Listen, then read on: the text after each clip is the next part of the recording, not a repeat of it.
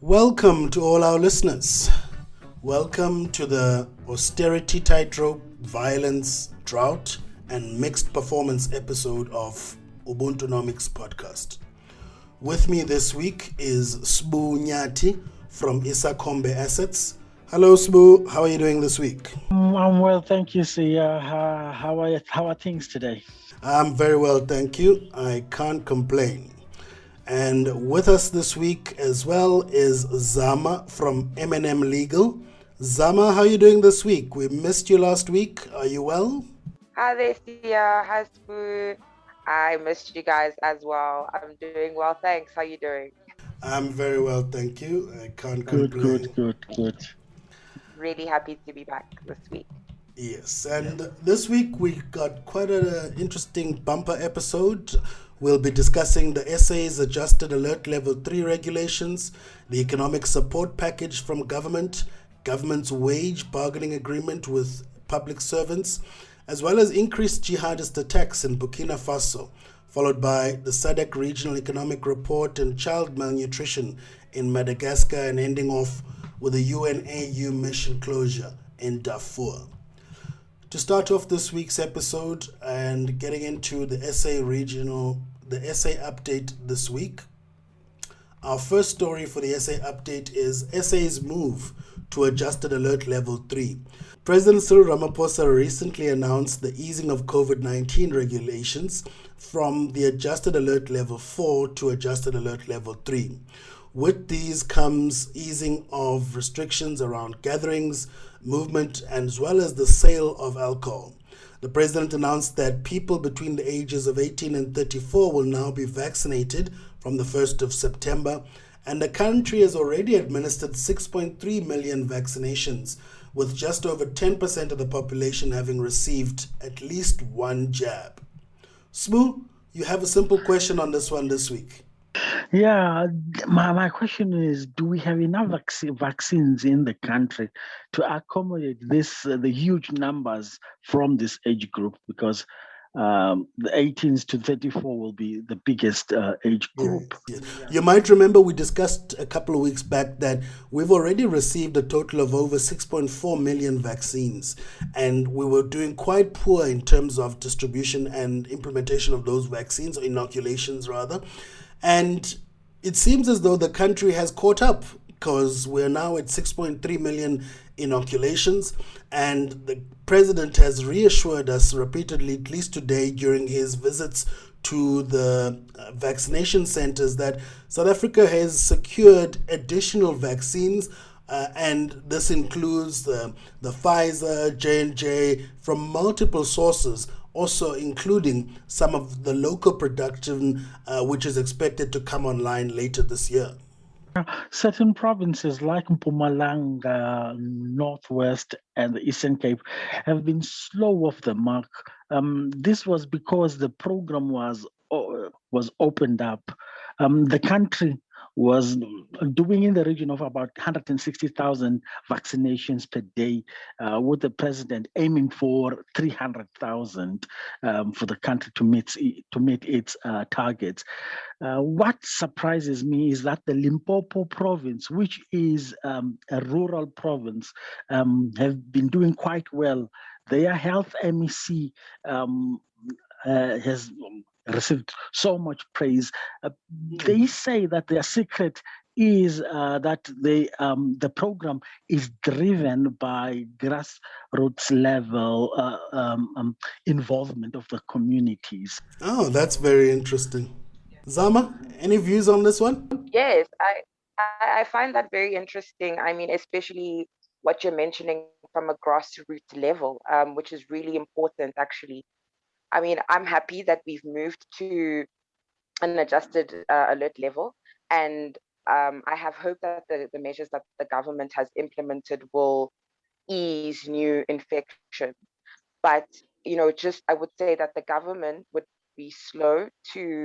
be slow to return to a level 1, because of what we're seeing in countries such as America, where they did away with masks, banned having to wear masks, and now they're experiencing a spike in the new Delta variant, despite their vaccination efforts. So, combined with what you're saying, there's to say, from a grassroots level, let us not forget that essentially we are the ones that are in control of making sure that this virus does not spread, and we then have to return to sort of level 5 at some point. It's going to be a very difficult balancing act, I guess, for the government with the easing, as well as making sure that they continue consistently improving on the vaccination program, especially given that we're very low compared to where we're targeted in terms of the 300,000 daily inoculations. So there's quite a lot of work for government to do in balancing this. That brings us to our next story this week, the support package for economic recovery. This week, President Cyril Ramaphosa also announced measures to support economic recovery, including the livelihoods of those who have been left vulnerable due to the COVID-19 lockdown regulations.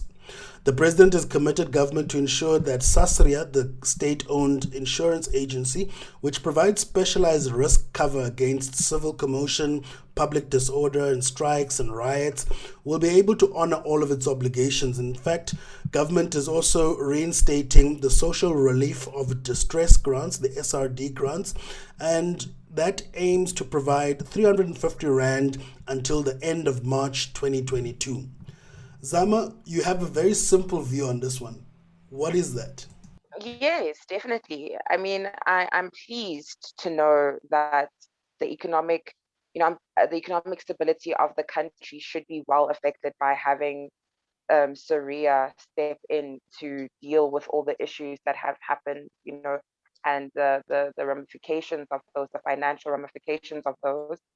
And I'm also happy to see that, it's all good and well to ease and help people with the social relief grant.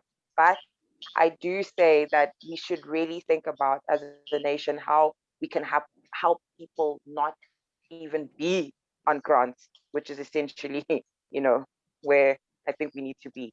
That $1 million point. How do we get people to be off of grants and less dependent on grants? Smoo, what do you think? Well, I don't see where the economic recovery part. The economic recovery is with these measures which have been announced. This, to me, is more like sustaining livelihoods than anything else.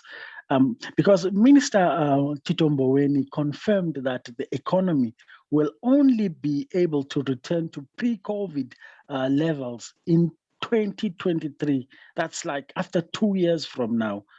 So the SRD grant, for example, will have no multiplier effect whatsoever. Because it is too minuscule to bump up the economy. Only the retail-related industries and agriculture will benefit from the consumption, from this 350 rands consumption. So there has been no adequate stimulus currently to revive the economy. I mean, South Africa compares very poorly to other G20 countries. We as South Africa came in tied third last in a list of G20 relief spending as a percentage of the GDP. I mean, the country spent only 4% of our GDP compared to other G20 countries, which averaged at 10%. So South Africa only beat Mexico and Turkey, and both are countries which are heavily indebted in foreign currency. So I don't see it really. Yes. I think you point to the fact that, being a consumption-led economy, it's very difficult to see how this is going to lead to sustained economic recovery and economic growth. And I agree with you. In fact, to quote a smart comment from one of my friends this week who said, politicians need to understand that jobs follow production. So economic recovery needs to be focused on production and precisely what you mentioned in terms of economic stimulus. But I guess this is the economic tightrope that our government is walking by trying to maintain fiscal austerity during an economic recession and a global pandemic. And I don't think that any of this is going to be quite impactful in changing the reality of most South Africans. And in fact, that leads us to our next story, which is unpacking the government support package. The Minister of Finance briefed media this week in terms of the amounts that government is allocating towards this economic recovery package. Government has committed 36.2 billion rand towards this support package, of which 31.2 is an additional expenditure, an additional 5 billion in foregone revenue through the employment tax incentive. And of this 36.2 billion economic package, 26.7 billion is set aside for the social relief of distress grants, the SRD grants, and 3.9 million is set aside for SASRIA in terms of government doing good on the obligations of its insurance clients, and 2.3 has been set aside for the uninsured businesses. Smoo, you have a point about this in terms of the numbers. Okay, no, the total package will be 38.9 billion. The difference, or a difference of 2.7 billion, will be reprioritized from the February budget. What is important about all of this is that these monies won't come from borrowings. But do you think that's a good thing? Obviously, there are multiple sources that government can fund us, borrowing being one of them. Do we necessarily think it's a good thing that government is reprioritizing from the DTI as well as is it small or social development in terms of meeting some of this expenditure? Because those funds were already allocated to other needs, right? We're sitting with an economy that was in recession before the pandemic. We also have very significant social development challenges. And so are we necessarily saying it's a good, because it's also a minuscule amount in terms of the relative complete package. One would have expected that there would be no further reallocations and that government would add additional money. Our national treasury trims their cloth very, what happens is that they are obsessed with making sure that our debt to GDP ratios are kept as low as possible. Currently, we are inching close to 80% of debt to GDP. So they don't want to spend any more cent. They don't want to go borrowing. So they'll rather reprioritize or get additional a surplus from the receiver of revenue to plug in. So basically they don't want to go borrowing because the South Africa as a country have tied ourselves up, and we have gone to the IMF for a loan, and from those loans we have promised them that we will keep our debt as low as possible. My last point is there are two ways to do that, right? Nothing wrong against Treasury keeping our debt stable. That's part of their job. But there are two ways you can approach this. You can either spend and hope that you're spending towards economic growth such that the size of the pie, your GDP, is increasing. And that's one way you can keep debt to GDP constant. But it seems as though we're so focused on the other side of not spending, balancing the budget, but we're in a recession. For me, the policies don't match up. And I'm just saying there are two ways that the Treasury could do this. Yes, you can close the purse or tighten the belt, as it's called. Alternatively, you can spend more effectively in order to grow the economy. And I think we haven't seen more of the latter. Zama, what is your view on this one? Agreed. We have not seen much on the latter, because my view is that the government really needs to have regard to how it spends its money, one, and also the economic impact of the decisions that they take, right? So I'm happy, as we've discussed, that citizens will be given a social relief grant. But I agree and think that we're not doing enough to foster an economy where so much money from how the this is being unpackaged, is actually being given towards social relief, 26.7 billion. And further to this, the amount that's being given, which is 350 rand, is that really even social relief? Given the fact that CPI is increasing, as you've mentioned, Spoo, that essentially this money will be fostering certain sectors, the retail economy, as opposed to, the real other economy. That's what's going to be driven by this 350. So do we even really think that 350 rand is really social relief? And I guess that takes us to our next story, which is the last story on the SA update this week. Government reaches a PSBC agreement on wages. The Minister of Public Service and Administration, Mr. Senzo Mchunu, has welcomed the conclusion of the collective agreement on wage increases in the public sector. The collective agreement was signed by a majority of the labor unions, which means ultimately 1.2 million civil servants represented by the 8 unions will receive a monthly non-pensionable cash allowance of at least 1,200 rand per month, as well as a 1.5 increase in their pensionable wages, which will be backdated to the 1st of April. However, the agreement was not signed by the National Education, Health and Allied Workers Union, NEHAU. Neither was it signed by the Police and Prisons Civil Rights Union, POPCRU, as well as the South African Policing Union, SAPU. Spoo, you have a simple view on this one. What is that? Most of the trade unions that are not happy are in the essential services group. They would have been barred anyway from going on strike. The government, I think, again has won this one once again, because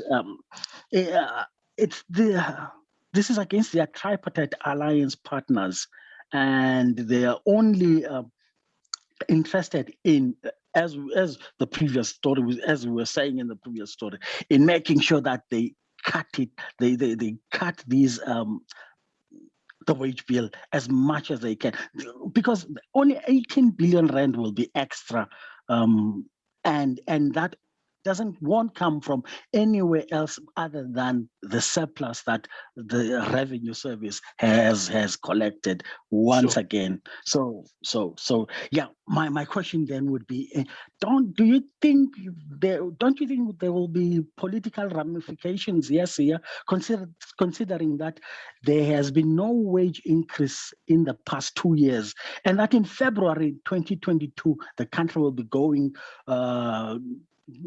towards our local government elections. Sure. Look, my views on this are two. So, firstly, in a recession, it's very, very alarming that our revenue service is making a surplus in terms of its collections, because in a recession, you need government to stimulate the economy for economic recovery, and by extracting more taxes than was initially projected means that we're extracting more of the disposable income, and thus are not actually stimulating the economy and are deepening the issue with the economic crisis. My second view is linked to what you're saying, the political ramifications of this, because the key unions that haven't signed this agreement are all related to security. And if you look at the events of the past 2 weeks in the country, in terms of the riots, looting, etc., and what we've already reported on in terms of the increases in energy costs, the increases in fuel costs, and these have been compounding on a month-to-month basis as well. And my worry is that, with this pittance of an increase, 1.5%. Last year we had inflation at 4.2 or 4.5%. And this is nothing. And, even the additional non-pensionable cash grant, effectively, which is what government is offering to its lowest wage earners, is very small and will hardly have an impact on people's livelihoods. So I do expect that if we thought our police are not motivated when we saw their reactions to the recent riots, etc., I highly doubt they'll be more motivated by this increase. Zama, you had a point on civil wages as well as the efficiency of government services. What do you have to say about this one? Yes. Given everything that we've spoken about how government is actually, trying to keep our GDP to debt ratio, quite low, even though it's so high. We already know we have an issue of a large public wage bill in South Africa. So I'm all for civil servants getting wage increases because they do work hard. But one thing that I do notice and must say is that service delivery in the government should also be in line with the fact that increases are being obtained. Perhaps the government needs to incentivize workers more, but there definitely needs to be a drive towards better service delivery from government workers, combined with the point that you just made now about the security forces not being part of the group outside. I couldn't agree more with you on that one. And that brings an end to our essay update this week. And that brings us to the Africa Regional Update for this week. Our first story for the Africa Regional Update this week is the increased jihadist attacks in Burkina Faso.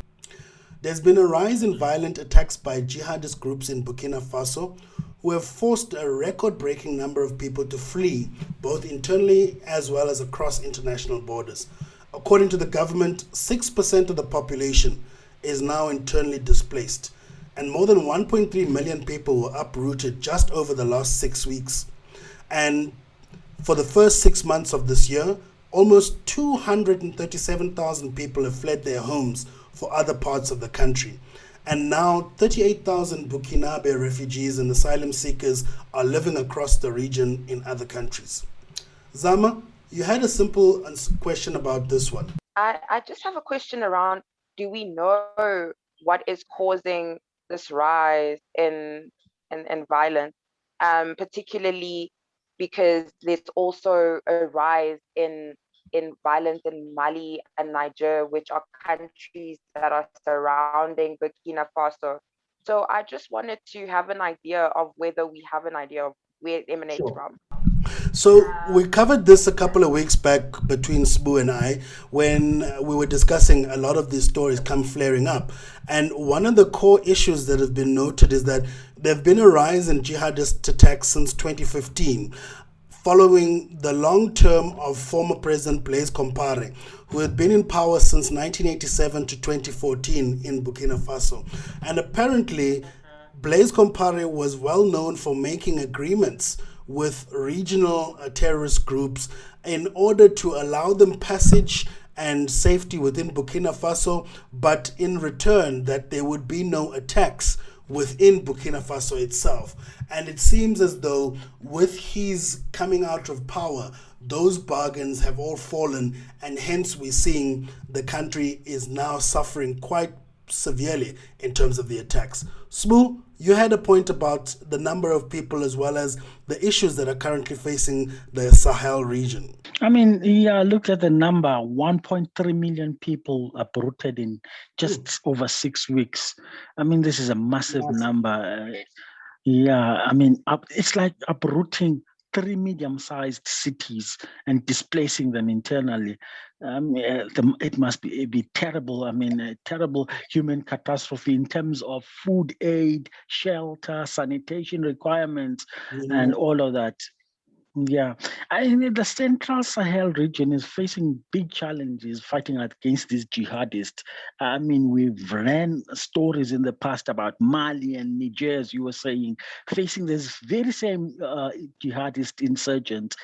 Is there a concerted plan from the AU or ECOWAS to deal with these people? Sure. Even back in northern Nigeria, we have the same. So besides the French assistance, what else is there? There seems to be a strong effort by the United Nations and in what is known as the Group of 5 Sahel countries. But I think beyond that, there hasn't been any concerted effort from the AU as well as ECOWAS. And I'm quite surprised, at least with regards to ECOWAS, because they've got the ECOMOG standing force. And they were very effective in dealing with the problem of democracy when former president of the Gambia, Yahya Jammeh, refused to leave power a couple of years back. And I would have expected them to have intervened, but we've seen nothing in terms of their intervention in northern Nigeria, as you mentioned, and nothing in the case of these Sahel countries. So it seems to me as though, obviously, again, with the limitations that these regional economic communities have, there's no concerted effort or plan to deal with these problems, at least with regards to the two major regional economic communities affected. That moves us on to our next story about the SADC economic performance in 2020. The Southern African Development Community, SADC, released a report on regional economic performance and business environment in 2020. The results were that every country in the SADC region has recorded a contraction in real GDP in 2020, except for Malawi and Tanzania, who grew by 0.9 and 4.8% respectively. But the region as a whole has contracted by 4.8% in 2020 compared to the 2.1% growth the year before. And inflation has risen to an average of 49.6% in 2020 compared to an average of 16.4% the year before. In 2021, the regional economic growth is projected to recover to 4%, and inflation is projected to moderate slightly to 15.4%. This kind of inflation is excessive by any standard. What could the cause be? Because it makes it difficult to save. It gouges whatever you have saved. It gouges it because it's almost like 50% inflation. What is the reason? I'm baffled. I really am baffled. Look, one of the core issues is the closure of borders. So a lot of SADC countries don't have major domestic productive capacity, and a lot of them depend on importing goods from either South Africa, which is a major production hub, or the rest of the world.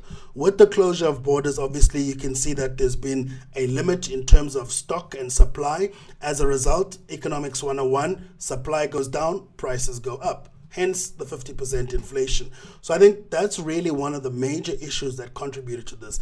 And then obviously there's the secondary effect with the result of lower exports resulting from the closure of borders and the global lockdown, which then depreciated a lot of the local currencies. Some of the worst affected currencies, including the Zambian kwacha, as well as the Metical, have suffered severely and obviously then pushed inflation as countries also still relied on importing some goods in order to survive the pandemic. So it's largely an inflationary pass-through from depreciating currency, but also due to limited supplies, which then resulted in higher prices. Zama, you have an interesting view on this one. Yes, I find it interesting that, despite, most of the countries showing a contraction, there were, specific countries that actually grew, namely Malawi and Tanzania. Yes. So my question is, do we know what actually attributed, to their growth? Because I think, other countries in SADC could do well to take cues from how they achieve growth rates despite a global pandemic. I know the economies are obviously structured differently, but is there anything that we could take a lesson from there? With the Tanzanian economy, I think it has been leading regional growth in SADC for some time. It's always been, I think, a competition between Mozambique, as well as Tanzania. But obviously Mozambique being mired by violence and the force majeure by Total, that its economic growth prospects have diminished. Tanzania seems to have charted ahead. It's also seen quite a significant amount of investment. I don't know what may have driven growth in Malawi, but certainly Tanzania has been on an upswing for some time now. And that brings us to our next story about child malnutrition crisis in Madagascar. At least 500,000 children under the age of 5 are on the verge of acute malnutrition due to the drought that is affecting southern Madagascar. More than 1.1 million people are food insecure, and the number of acutely malnutrition children is likely to quadruple. 4 consecutive years of the drought have wiped out all the harvest and cut off access to food in the southern parts of Madagascar. Zama, you had a very simple comment on this one. What is that?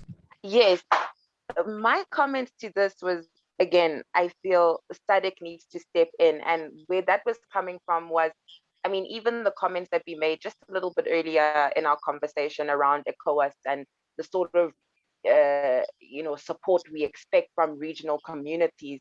I think this is also an example. Correct me, if I'm wrong, but I just think, is this not one of those examples where we think, is SADC doing enough? Because this is a food crisis issue, and I know we can say Madagascar or the UN, but isn't this where we can see regional communities coming together to assist? Sure. For my view is two. Okay. One, I think we need to understand the capabilities of these regional economic communities, and SADC is amongst the weaker of these, unfortunately, compared to the East African community and even perhaps the Economic Community of West African States, ECOWAS.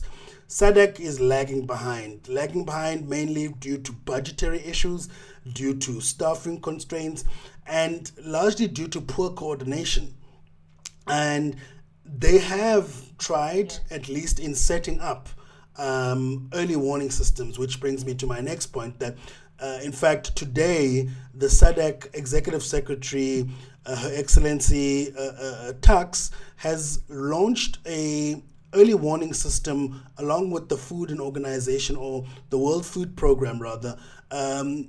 But again, these systems and information institutions have been there.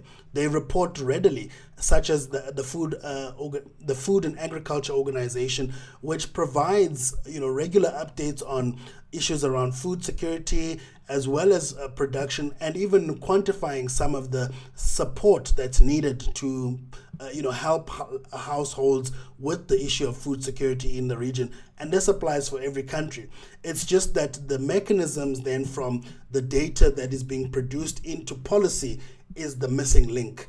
And so this again speaks to the capacity of the regional economic community, that although they have the information and have got systems in place, those systems very rarely translate themselves into meaningful policy that can affect growth in the region.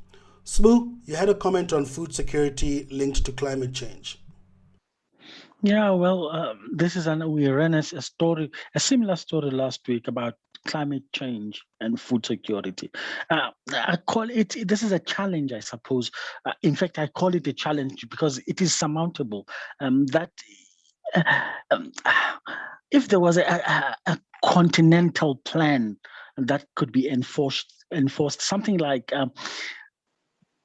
Africa stipulates that a certain percentage of GDP for each and every African country must go directly towards food, and that gets monitored.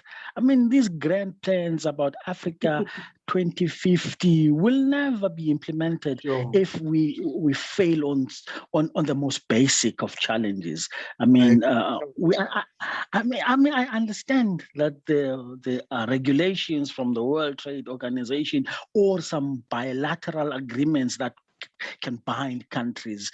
Say sometimes countries have loans and there are structural adjustment programs that put pressure on fiscal planning and budgeting. But this one on food, it is inexcusable. Every country. I mean, there has never been a country that ever grew or got to be a middle income country that failed to feed its own people. It's a basic thing. Yeah. And this brings us to our last story this week for the Africa Regional Update about a new chapter for Darfur. The UNAU mission in Darfur is shutting down. Almost all the peacekeepers and staff have now left, and the hybrid United Nations African Union mission in Darfur, UNAMID, has been shut down following the end of its mandate last December. And after 13 years of protecting civilians uprooted by conflict in Sudan, nearly 6,000 troops and police were repatriated and nearly 1,200 civil staff were separated from the mission. And the mission so far has handed over some $41 billion in facilities and equipment to local authorities. But 10 of the 14 sites have reportedly suffered from varying degrees of destruction and theft. Zama, you had a simple question on the story. Yes, dear. My question on the story is, so with the mission ending, are we going to see a lasting impact of assistance? Really what I'm asking, are we happy with the impact that, or with the stability in Darfur? I think if we take the fact that some of the equipment that's being left behind, and this includes vehicles, in addition to facilities, have been stolen or destroyed, is to me a reflection of the instability that still exists in Darfur. Clearly, obviously, with the pulling away of the mission, I don't think that the government is in a space that it can police itself and ensure, stability moving forward. And if you think back last week or the week before, where we covered the story of the challenging gender-based violence issues in South Sudan, speaks to some of the deeper issues apart from the security challenges which affect the region. I understand obviously this is Sudan and not South Sudan, but having had a unified or combined history up until the time when the countries were split, to me reflects some of the common challenges which I think still exist today. And my simple answer for you is I'm not satisfied that Darfur is in a stage to continue in itself, particularly also because it's still a country that is still trying to get up in terms of its recovery from the COVID-19 pandemic. It was applying for a facility for assistance from the IMF but hasn't achieved it. Fortunately, they were also beneficiaries of some debt cancellation and debt relief, which I think goes a long way. But again, without an adequate state, I'm not sure that the current peace will last for very much longer. Smoo, you had a comment on this one. Yeah, I mean, the government of Sudan, I know they have all of these challenges, but they have to step in. This is their responsibility.